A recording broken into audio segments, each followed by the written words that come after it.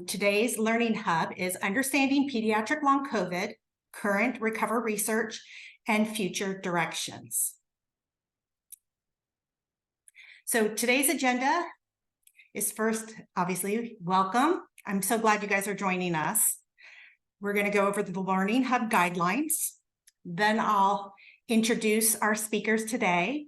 We will have our presentations, and then we will have a Q&A session and closing remarks.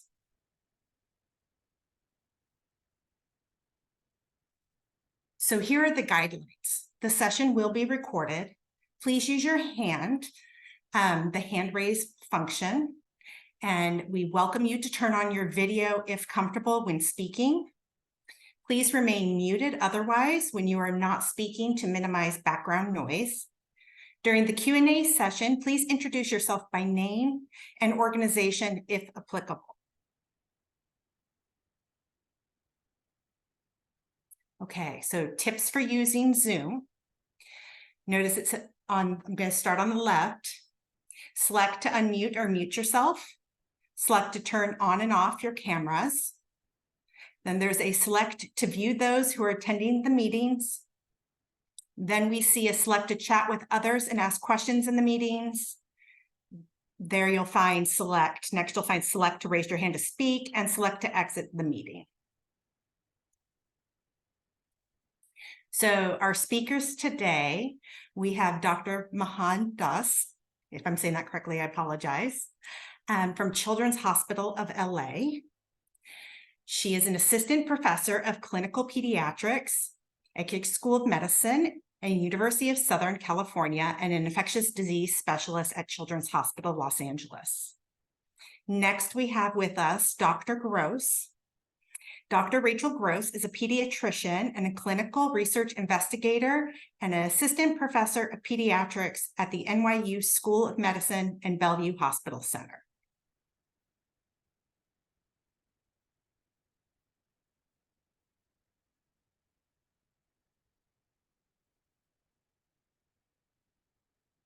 All right.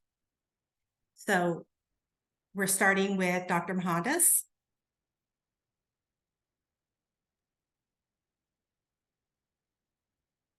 Okay, let me go ahead and share my screen.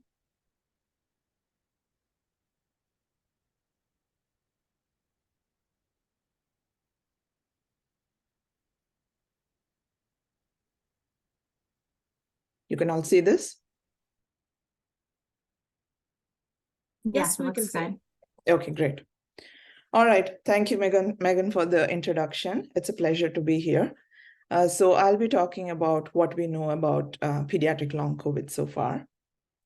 So just taking you back just a few years and how the way we think about COVID and pediatrics has changed over the last few years.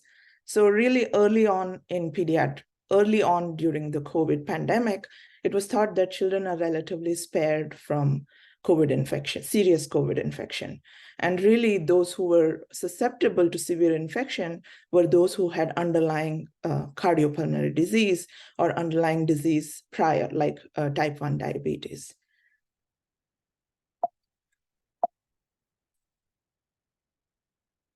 So this was early on in the pandemic. By March of 2020, and between March and April of 2020, reports started coming in from different parts of the world, from Italy, London, and some boroughs of New York, of children presenting critically ill into ICUs. And a lot of these children had some symptoms that overlapped with a syndrome that we know as Kawasaki disease, also had shock, had multi-organ involvement. And initially, there was a lot of thought and discussion between pediatricians in all over as to what the cause may be.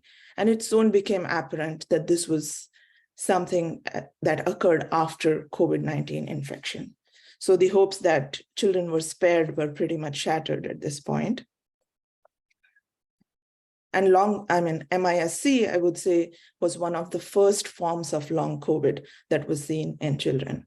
And MISC is a rare hyperimmune response to SARS-CoV-2 in children, and it occurs several weeks, around 4 to 6 weeks after acute SARS-CoV-2 infection. So if you look at this figure here, The line in blue is the MIS-C, and the line in gray is SARS-CoV-2 or COVID-19 infection. And very clearly, the peaks of MIS-C follow that of COVID, proving that there's a clear temporal association between the two. Majority of MIS-C occurred in previously healthy children. And soon after that, there was a worldwide health alert. The CDC came up with a definition of MIS-C. And this was really anyone less than 21 years who presented with fever, had significant signs of inflammation, required hospitalization, and had 2 or more organ system involvement. And in addition to this also had evidence of current or recent SARS-CoV-2 infection. It was important to make sure that you did not miss an alternative explanation for this symptomatology. And since this definition came up, we have had more than nearly 10,000 patients with MIS-C diagnosed in the United States, and around 80 deaths have occurred because of this. We know that the syndrome now is, the median age is 9 years, is overrepresented in Hispanic, Latino, or Black non-Hispanic patients, and tends to predominate slightly in males. So around this time, I would say pediatricians were becoming comfortable with how MIS-C presents, comfortable with diagnosing it, and also management of MIS-C. And we started hearing of patients who had symptoms after long COVID that were persistent, but really did not fall into the criteria of MIS-C. And at this time, long COVID as an entity was not really recognized in children. And now we know a lot more coming from that place where initially we had heard about long COVID primarily in adults. And again, it was thought that it's not seen in children. Very soon it became apparent that we are seeing similar features in children as well. So what is long COVID? Most children recover quickly from SARS-CoV-2 infection. Some, however, have new recurring or ongoing symptoms that last 4 or more weeks after infection. And these symptoms can last from weeks to months and significantly impact the patient's quality of life. And it's important to remember that these can occur even after mild or asymptomatic infections. And all those who are on this call know that this is an area of active investigation in medicine, and we're all trying to learn more about this. So long COVID symptoms can be different in everyone, and the symptoms can change over time. This definitely does not make it easy for the patient or for the physician or the researchers. So this is really one of the challenges of this syndrome. So it really impacts all body systems. This is an early systematic review, and I just included this figure. This includes mostly adults and some pediatric patients too. But this figure really shows that long COVID can affect any of the organ systems. And in this picture, when you look, the larger the size of the circle, the more likely those organ systems are likely to be involved. So if you see here, the biggest circles are for systemic, which includes fatigue, malaise, weakness, and a neurocognitive. So these really seem to be the most, when I say neurocognitive, psychological and social, and these really seem to be the most involved systems in long COVID.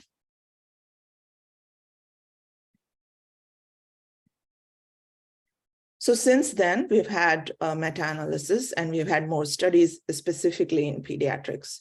So this is a study which looked at long COVID in children and adolescents. And this is a meta-analysis which included 21 studies and over 80,000 children. And they found that the prevalence of more than 40 long COVID symptoms were seen in pediatrics. And the presence of 1 or more symptoms following a SARS-CoV-2 infection was 25%, which is quite a large number. And the 5 most common symptoms that they found were mood symptoms, which were most common, followed by fatigue, sleep disorders, headache, and then respiratory symptoms. So what's the prevalence of long COVID? If you go by all the studies published, the prevalence estimates vary really widely, ranging from 2 to 66%. And probably it's more in the range of 10 to 20%. And even if we were to consider the lower end of this prevalence, between 2 and 10%, it would still represent up to 1.4 million children in the United States. So there has been discussion and hypothesis of what could be the mechanism of long COVID. And there are a few things, the interplay of which may be responsible for the symptomatology. So duration and distribution of viral persistence. And viral persistence could cause direct viral cytopathic effects, or it could activate immune response. And this could lead to persistent inflammation. And the dysregulated immune response could also be responsible for many of the symptomatology of long COVID. And both of these together could be involved in tissue injury, and this tissue injury then leads to specific organ system manifestations of long COVID. There is also thought that there is reactivation of pre-existing latent viruses, so non-SARS-CoV-2 viruses, particularly viruses like EBV, whose reactivation has been associated with symptoms and persistence of long COVID. And a lot of research is currently ongoing in all of these different spheres.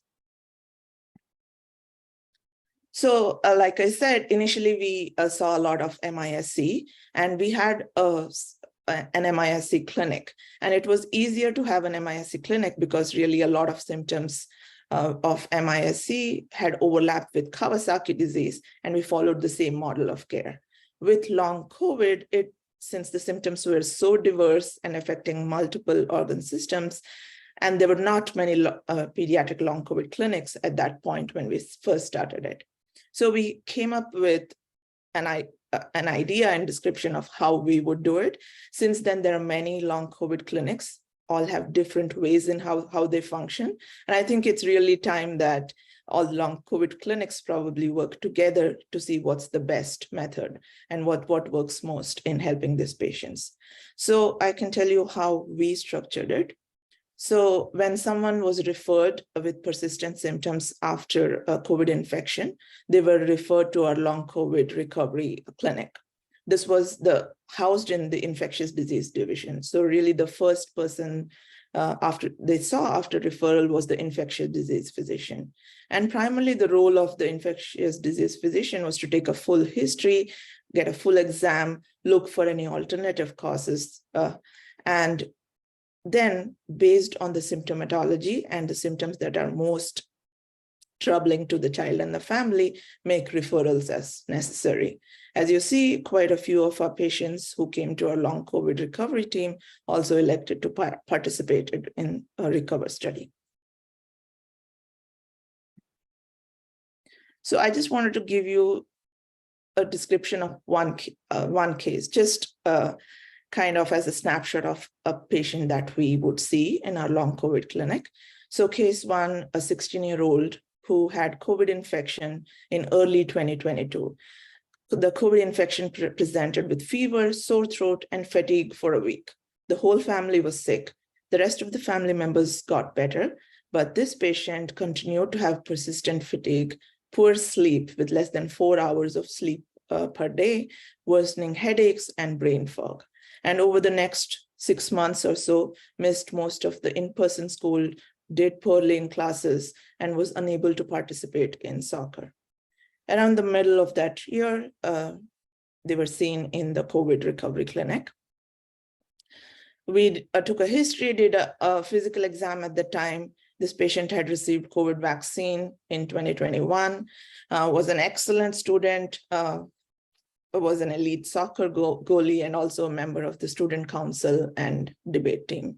And this is something I think we find really frequently in many of our patients. They have been previously healthy and also high achieving, and it can be really difficult to deal with this diagnosis when they come to our clinic.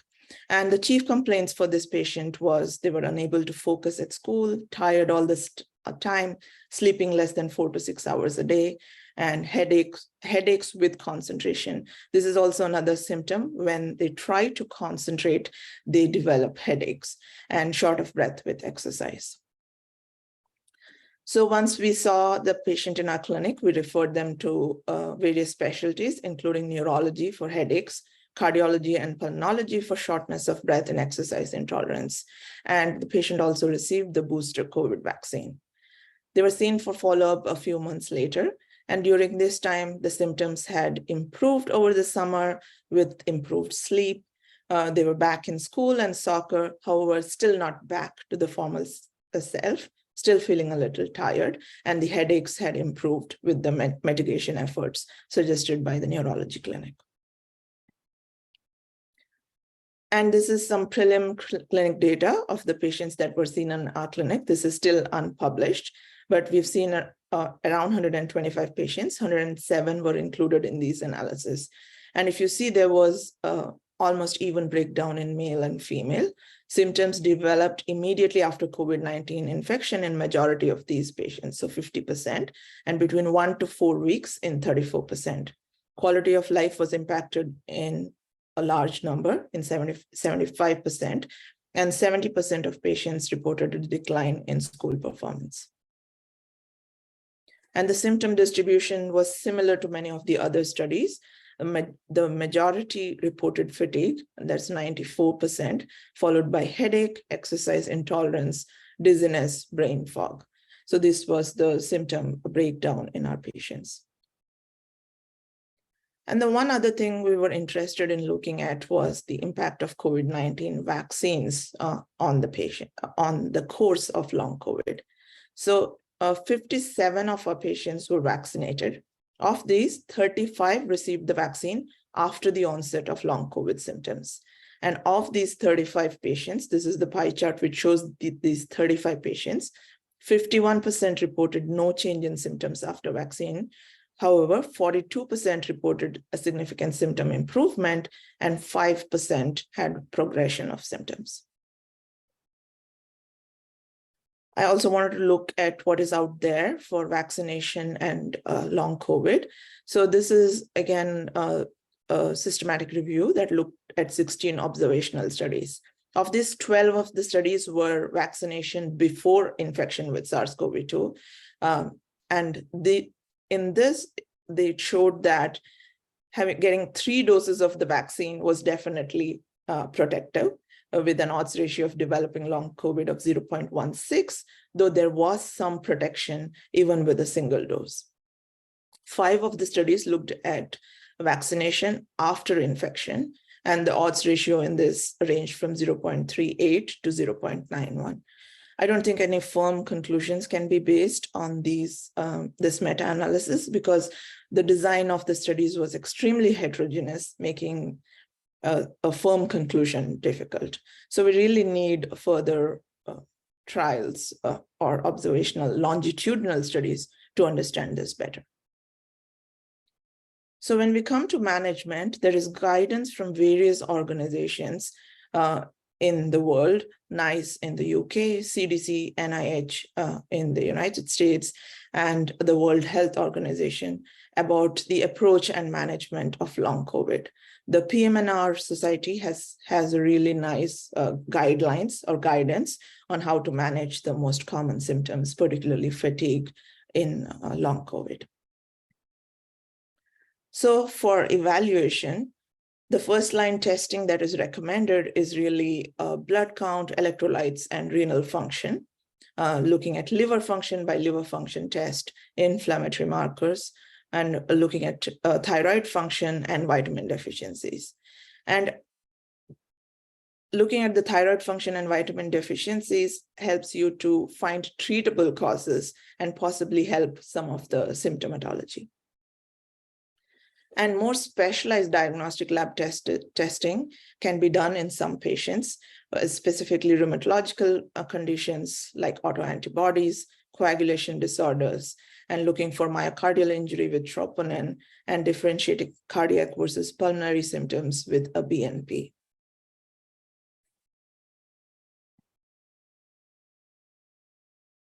So management is really a holistic approach is what is most helpful for management, and medical management hinges on optimizing function and quality of life.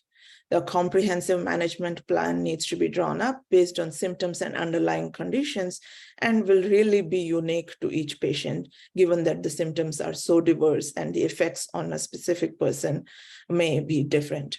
The rehabilitation plan usually involves physical and occupational therapy, speech and language therapy, neurological rehab for cognitive symptoms, and the focus on gradual return to exercise. Usually also includes counseling on lifestyle components, including diet, nutrition, sleep, and stress reduction.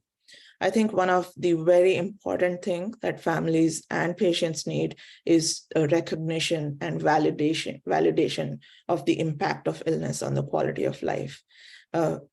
Many of our patients have found peer support resources, patient support groups, online forums to be very helpful, and social support in the form of social or caseworker can also be very helpful. So in conclusion, children with long COVID can present with a wide range of symptoms. The biological heterogeneity in PASC adds a layer of complexity, both for clinical management and for research. And longitudinal follow-up will improve understanding of the nature of the disease. Pathobiology studies into the mechanisms that I mentioned and correlating it with PASC subtypes can provide more insights into PASC pathogenesis. And better diagnostic and therapeutic options are definitely needed. And I think the last 3 points here are to an extent will be addressed by the RECOVER study. So our next speaker, Dr. Rachel Gross, will go through how a RECOVER study is trying to help us understand and eventually lead to better diagnostic and therapeutic options for long COVID. These are my acknowledgements. I won't go through everything, but thank you so much for listening. Thank you very much for that presentation. Really appreciate it. Okay. So next we have Dr. Rachel Gross. Hi, Rachel. Hi, everyone. Thank you so much for joining us today. I'm Rachel Gross. I'm a general pediatrician, and I lead the pediatric observational cohort study for RECOVER. I'm going to share my screen.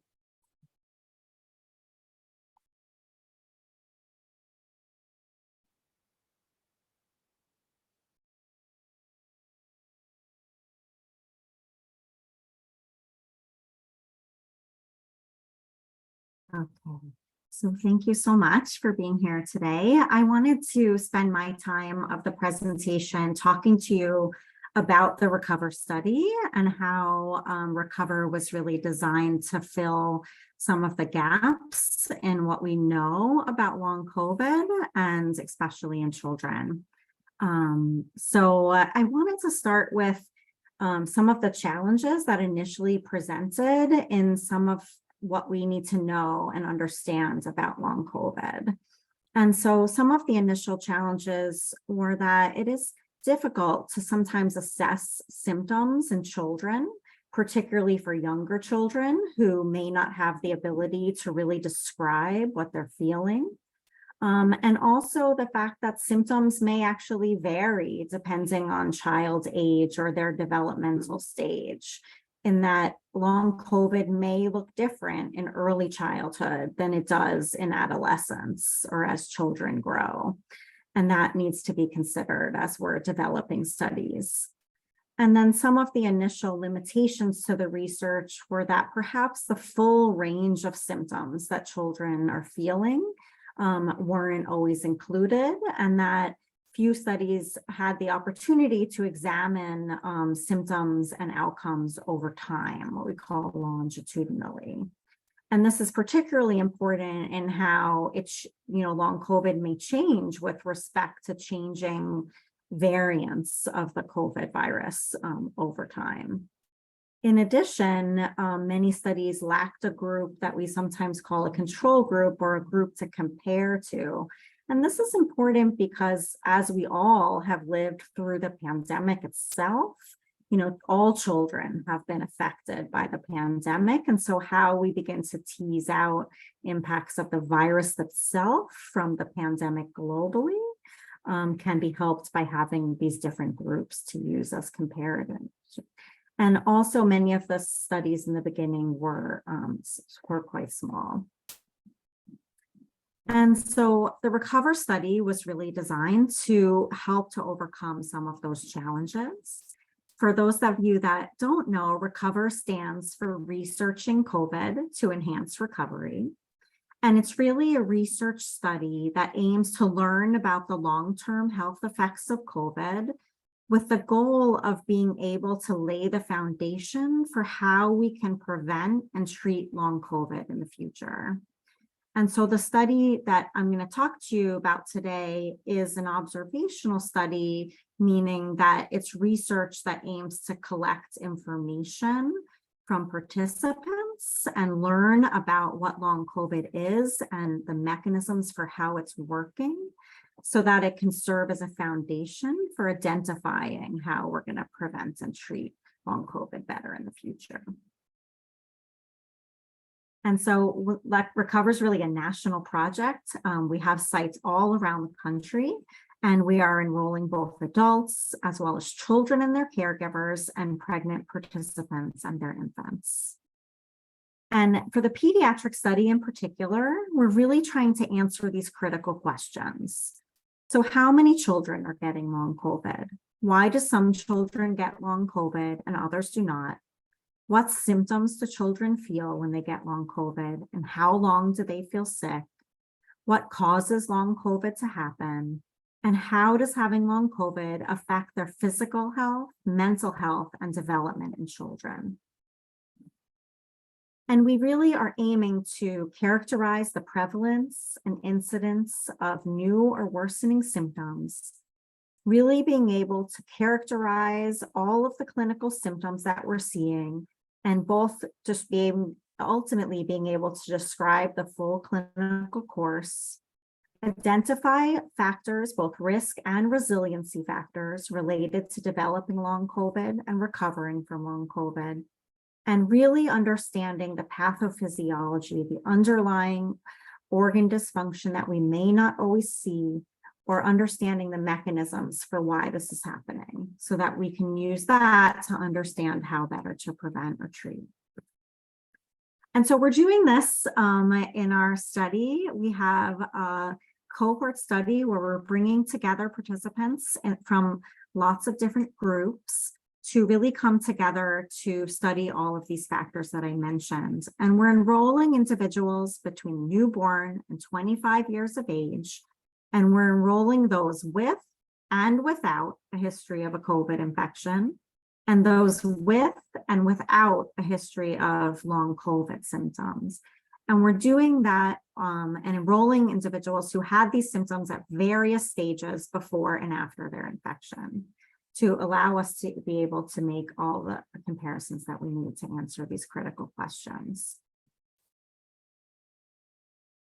And so who can be a part of RECOVER? Well, I really say that everyone can be a part of our RECOVER pediatric study, because we're looking to answer so many diverse questions. And so our study is really a study of families as well. We're enrolling their children and their caregivers, as I mentioned, those that have and had not had COVID, and really across this full early life period. So we're enrolling babies and toddlers, preschool and school-age children, adolescents or teenagers, and then young adults all the way through 25 years of age. And we're really looking to seek a very diverse group that really reflects families from all races, ethnicities, and backgrounds, so that when we're defining long COVID, we're making sure we're getting the right definition for everyone. And the pediatric study has about 100 sites around the country, and we are continuing to enroll. And so how are we recruiting our participants? We're really using a very diverse way of reaching out to families, both within the healthcare system as well as within the community.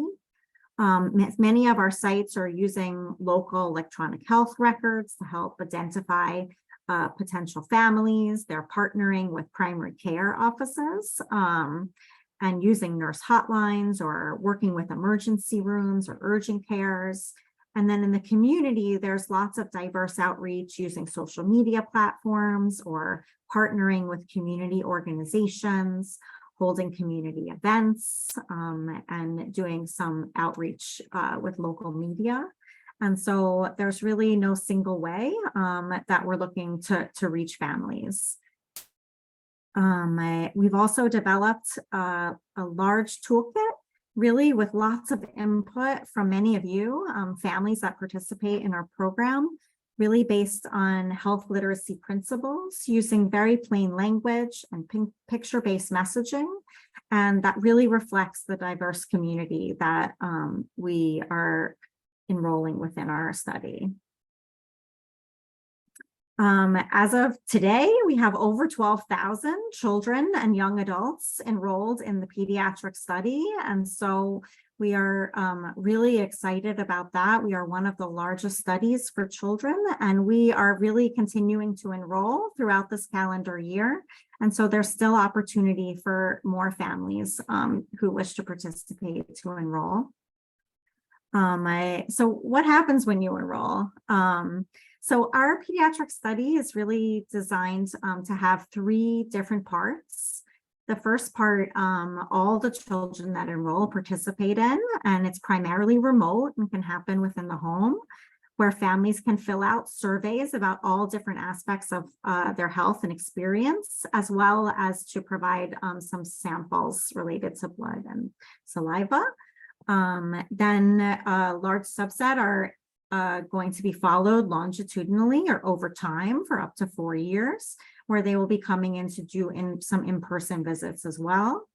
And then a group of children will be also participating in our third part, where there will be more intensive testing done to try to really understand some of the deeper mechanisms for what's happening within the body. And so that's sort of a snapshot of what's happening in the Recover Pediatric study. This gives an idea of some of the things we're asking about in the surveys.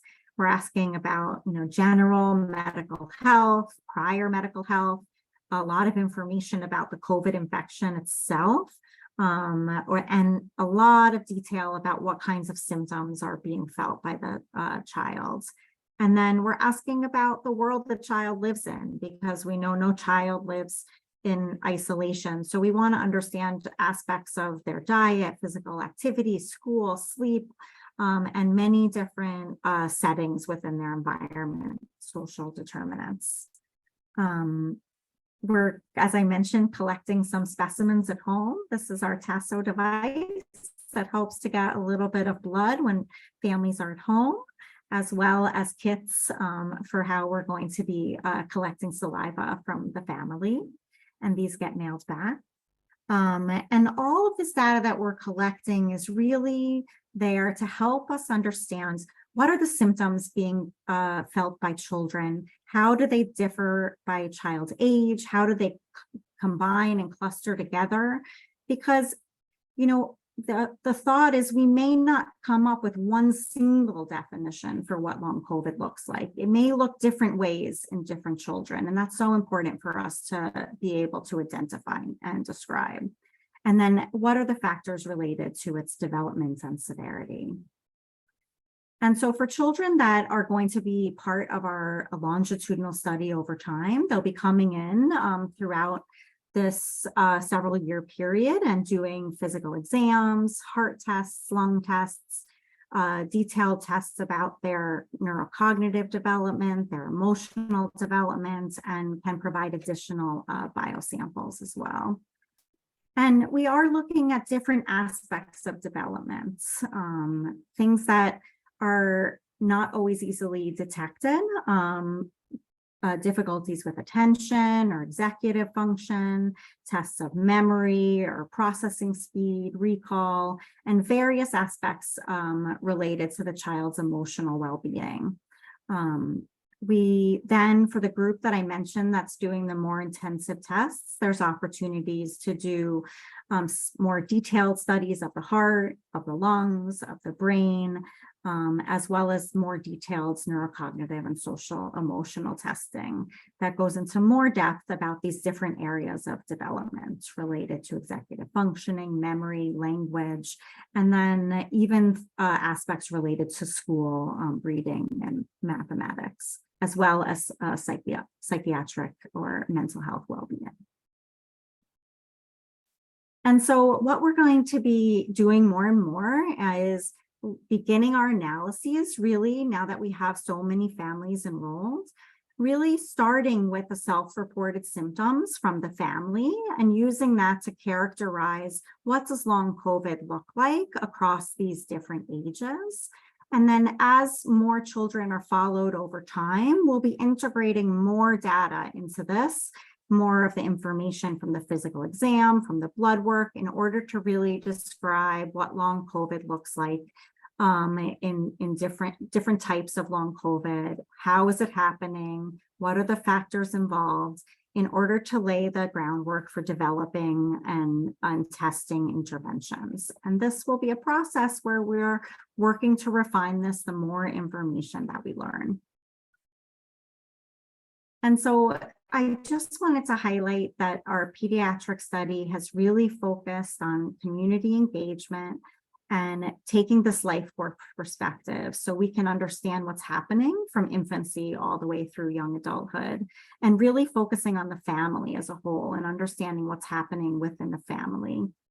And that we know that we're really defining a new pediatric illness, a disorder, and that diagnostic criteria is so important, and that defining the underlying pathophysiology is important as we're looking to develop more treatments in the future. And that this is really one of the largest databases that will have data about health and social well-being, environment, behavioral and biologic factors, and will really lay the foundation for this research, and which we know will affect, children for many decades to come.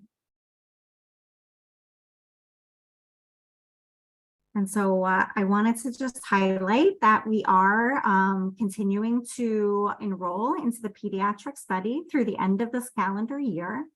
So please, if anyone knows of any families or is interested in helping us to spread the word, that families can continue to enroll and have opportunity to be a part of the study through the rest of this year. And so I know we're at time, but I always wanted to end with, this quote, which is so important. It really highlights why we're all here and why we do this work. This really shows the impact that long COVID is having on the families. And this one particular mother says, "My daughter had COVID in December 2022, and months later, she's really struggling. And she has been out of school for 6 weeks with debilitating fatigue, pain, and brain fog, none of which show any sign of letting up. And all in all, COVID has been a devastatingly difficult journey for my family, and I wouldn't wish it on anyone." And I think that that's so important for us all to remember, because that's why we're all here, and that's what this study is working towards. I know we're going to be opening this up for discussion soon, but this is really one of the main reasons that we have developed, in collaboration with many of you, a long COVID tip sheet that was shared as part of this, because we have heard that so many of the difficulties that families are feeling is how to reach out to physicians, how to talk to their physicians about what's happening. And so this was really an idea that came from many of our patient and community representatives. That was a need that we have worked collaboratively together to put together some talking points that might be helpful and valuable for families going forward. And so I wanted to thank all of you, and I'm gonna stop sharing it now so we can kind of all open up for discussion. Right, thank you very much. Since you were talking about recruitment, I think we did have a question. I'm going to go a little out of order and just jump to that. it's JD, it's your question. It's how will homebound children with severe long COVID be represented in the Recover initiative? Is there a risk that the cohort may underrepresent severity? And I know you and I have talked about that. Can you share a little bit about it? Yeah, it's such an important question. And so one of the main reasons why the first part of our study was designed to be delivered remotely was so that it would be more accessible to as many families as possible.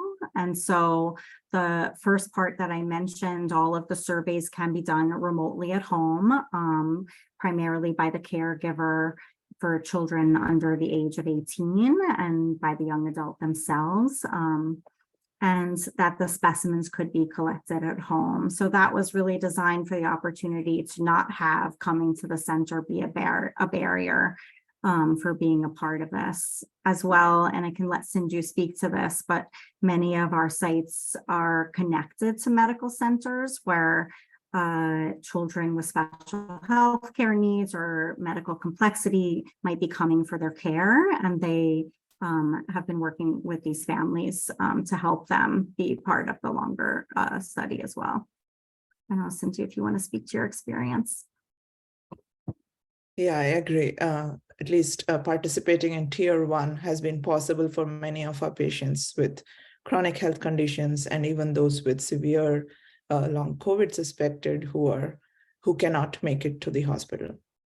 Yeah, so definitely catching severity. The question is, as we go further into the study, Tier 3 may be more difficult for these patients, but at least at the initial level, I think most severities are able to participate.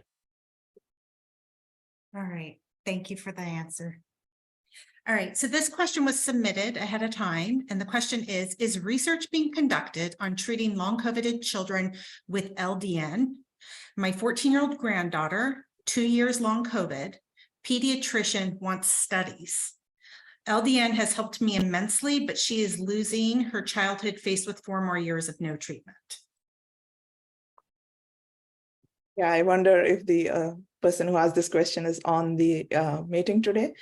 It is low-dose LDN is called low-dose naltrexone and has been used for MACFS in the past and also has been trialed for long COVID.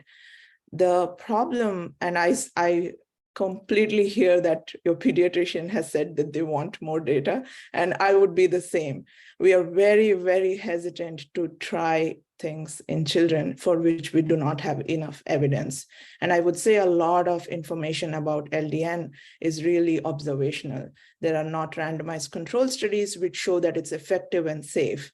And like you said, your child is developing and you really don't want to try a drug which you are not sure is completely safe in a child that is developing.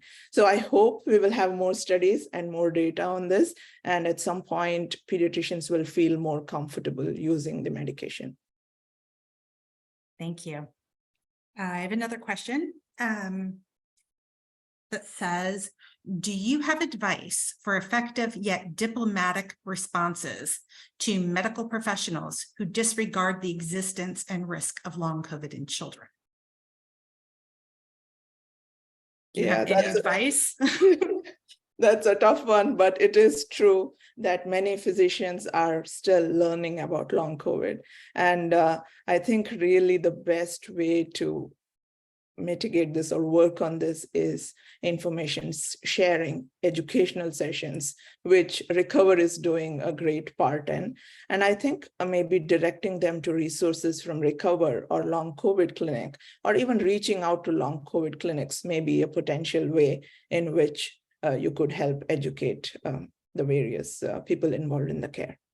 Yeah, I think this is one of the reasons why we got so much feedback from all of you about needing this long COVID tip sheet, is to really have something that you could even bring with you to the doctor's office to help facilitate these conversations. So really, giving a simple definition of what long COVID is and how it occurs in such a diverse, different way in so many children, and what some of the most common symptoms are. And then, even, talks about the need to, what would be helpful to bring prior to the visit to be able to explain and have a description about how these symptoms are affecting your child. And then also considering if you feel like you weren't heard from the physician that you saw, that it's okay to seek out another opinion, and to see another doctor if you feel like you haven't been able to express, what some of your concerns are. Okay, thank you. So we have a question from Laura. Thank you. Do we think that the current Omicron variants will have a lower risk of long COVID, especially neurological issues? I can take that one. So I can just tell you anecdotally, and which I hope it is true. There's not a lot of data about this, but we have definitely seen the number of patients coming into our clinic decrease. And most of our patients with the most severe manifestations had their initial COVID infection during the Delta era. So maybe you're right about this, but we definitely need more information and studies. Again, this is a question which Recover will address. We have talked about this in the initial analysis that we will do. So hopefully we'll have a more defined answer for you soon. Okay, I see a hand up. Yvonne, would you like to Yes. ask? Hi. Hi, everyone. Good afternoon. My name is Yvonne Headley, and I work for RTI International. And I just had I was just a little curious about the number of symptoms that we currently know that exist for children, because I had stumbled across the meta-analysis that uses the verbiage more than 40. And then I had also later read the tip sheet, which says that there is more than 60 symptoms. So it's a little particular, but is it more than 40? Is it more than 60 symptoms of long COVID for children? Like, what sort of verbiage should we use at the moment? So if you heard my presentation, it also had a slide with more than 200 symptoms, right? So really, Right. I mean, I don't think we know the exact number. And as we see more patients and as there are more studies, we discover more symptoms. So really, I mean, I'm not sure that number can be very specific since we are learning more as every day, so as to speak. So all of the numbers are like more or less accurate from 200 to 40 to 60 right now? So because most of this data is coming from multiple different studies in different parts of the world, which define long COVID a little bit differently, right? So this is really a data which has been derived from so many heterogeneous studies. So I would say at this point, it's really tough to like put a definitive number to it. Okay, thank you. Sure. Thank you for the question. So another question is, could some or most of the symptoms be due to lack of sleep? Yeah, the great question. And I recently attended a conference where there was an entire talk about sleep. And I think I am a little more aware about that since that talk. And I'm sure lack of sleep can significantly affect or even lead to many of these symptoms. So I think discussing sleep hygiene and management of sleep and addressing any sleep-related issues is really important as a part of management of long COVID. I have a follow-up question to that. Is long COVID itself causing sleep issues? Long COVID itself, I'm sure, has a role in causing sleep issues, which could be related to different things like upper airway issues, the mood and anxiety issues, which could be affecting sleep, and feeling unrefreshed after sleep. So I think there could be a cycle, both the lack of sleep, then potentiating other symptoms of long COVID. So I think addressing that sleep part is really important. Okay, thank you. I know we talked about the symptoms, the number of symptoms vary greatly depending on the study. Is there a current estimate of prevalence for long COVID in children that's kind of generally agreed to? Are we still waiting? So again, I mean, the various studies out there have a very wide range of prevalence. And it's again because of the heterogeneous nature of the studies. So there are some studies which look specifically at hospitalized patients who were severely ill, and they're more likely to have symptoms 3 months down the line. So the prevalence in that study may be much higher than another study which looks only at asymptomatic patients. So again, I don't think we have a specific answer to that as to the prevalence. And again, RECOVER being a longitudinal study will probably give us some prevalence estimates. Yeah, I think one of the reasons that we see such a difference in the prevalence rates in so many different studies is also that we're often using a different definition, or there's a lot of variability in how different studies are defining it. So as we work to have a better understanding of how to define what long COVID is, even across the different ages, it will help to narrow this down. Thank you. The next question is, how are we tracking children that are now in foster care because their caregivers died? African-American children were 2.4 times more likely to become orphaned during the first wave of COVID. Yeah, I think that's such an important question. And so in the RECOVER study, we are enrolling children from all aspects, as I mentioned, from healthcare or in the community, along with their primary caregiver. And the primary caregiver does not have to be the biologic parent. It can be, a grandparent or a guardian or anyone that the child is with. We have really been, I saw another question also about the representativeness of the cohort. Our pediatric cohort to date is quite representative of the population, but we're really striving for a very diverse population of children, especially those that were very severely affected. We have about 30% of our cohort identifying as Hispanic, and about 10 to 14% identifying as Black or African American. We are definitely interested in increasing the representation from these communities. So if there is anyone on the call that has connections to community organizations or children that you think might not have been notified or aware of the RECOVER study that would be able to be or interested in enrolling, please reach out to us and we would be interested in partnering. Great, thank you. Another question is, would love to know what plans are for research uptake coming out of the study and study results, and specifically how clinicians, especially peds and family medicine, will be educated and brought along. Yeah, I think that's so important because we want the work that we do here to reach all of the people we need it to reach, especially the medical community who is working and caring so closely with families.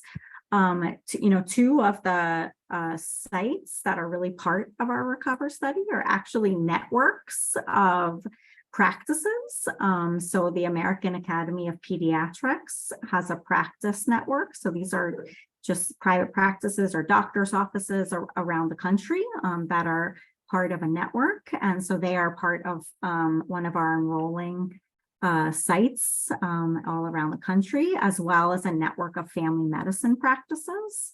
And so they can serve also as partners for us in helping to spread the findings that we get over time. Thank you. There was a comment and a short discussion in the chat about, and I just want to highlight it. It says, when discussing people being high achievers, please ensure that it's not inferred that this is a risk factor. It may actually be that their families have persistence and privilege in being able to get these people into clinics. And I know. Yeah, thank you for making that comment. I'm glad you brought it up also, Megan, because truly that was not the implication of what I said, but you're completely right. We see the population that we see in our long COVID clinic is usually the referral is driven by a parent who is very aware and is persistent in medical care, has seen a lot of doctors.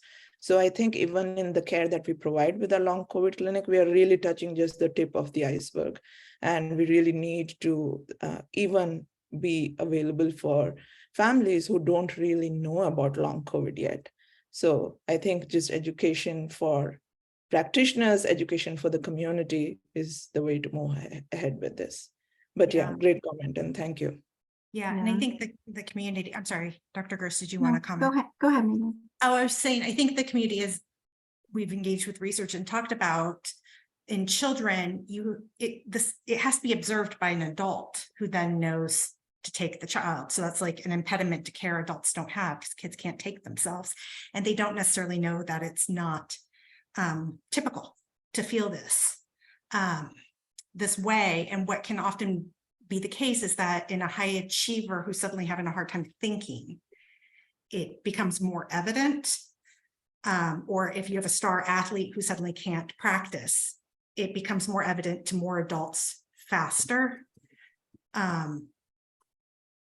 Then, I was a child, it got missed in me. I was not a star athlete, right? Like, it was just like, oh, Megan doesn't want to play soccer anymore. That's okay. It just, so there's something there too. Yeah. The one thing I was gonna add is that we are trying hard to understand that there's definitely different access to medical care across the nation. And one of the things we were very conscious of from the beginning was especially access to testing for COVID, especially in the beginning of the pandemic, was so varied in pediatrics. And so having a positive COVID test is not a requirement for being in the Recover study. And so that was very important as we were developing this, because we didn't want to lose families that particularly might not have had that access. And we're also collecting some information about healthcare access so that we can consider that as we're looking at the findings that we have. So we have about 3 minutes. I have one more question in the Q&A. It says, how do you differentiate between long COVID and COVID triggered POTS? Is that something that's being addressed in the pediatric Recover study? I am not entirely sure whether COVID triggered POTS and long COVID needs to be differentiated, right? I mean, long COVID has symptomatology of POTS, and I would say if there's COVID triggered POTS, it will fall into the long COVID definition, since this is a new symptom that started or persisted after long COVID, after COVID infection. But an extremely important point, POTS is a common manifestation and of patients that come into a clinic, and something that's not been easy to manage as well. So definitely we need to study more or learn more how to manage that. And we are collecting data related to symptoms of POTS or signs of POTS as part of our assessments that we're doing in the study. I'm sorry, someone just redirected me to JD's question. So I'm assuming that's in the chat. Okay, so the question is, are you using the 2-question method of sex at birth / current gender to identify transgender youth? And if so, at what age? Will youth be able to answer directly without going through a parent? So we are using questions that ask about sex at birth as well as gender. I actually don't think we have an age cutoff, although I would have to double check the details. But most of because we are collecting the data remotely in our first phase, it is difficult for us to confidentially collect data from the children under the age of 18 because it is remote. And so all of the data in the first phase for children less than 18 is being provided by the primary caregiver. When children come in for in-person visits as part of the follow-up study, we are working to be able to collect more direct assessments with the adolescents, probably starting at age 12. Okay, and we have 1 minute left, and Rebecca, get to your question, and it says, what steps are you taking to educate physicians about the potential for triggering post-viral conditions, including PANS as well as POTS, ME/CFS, and others?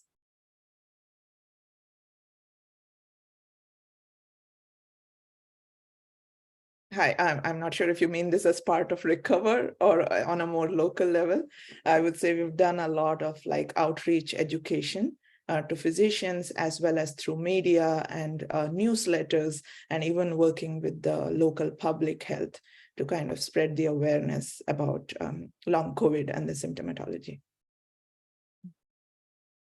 Is that being addressed in Recover as well? The additional associated conditions? Yeah, Yes, so we are assessing many of these conditions as part of our surveys and study. And in fact, new questions specific to many of these conditions have been added on recently as well to make sure that we don't miss them. Right. All right, well, it's 5 o'clock. So thank you, everyone. Very much appreciate everyone's time, and thank you everyone for joining us. So there was a last question. Will this be sent out, this recording? Be sent out to everybody. That is the case. Okay. We will be sending out the Yes. recording. Okay. Yes. All right. Thank you, everybody, and have a good evening. All right. Bye-bye. Thank you, Megan. Thank you, everyone.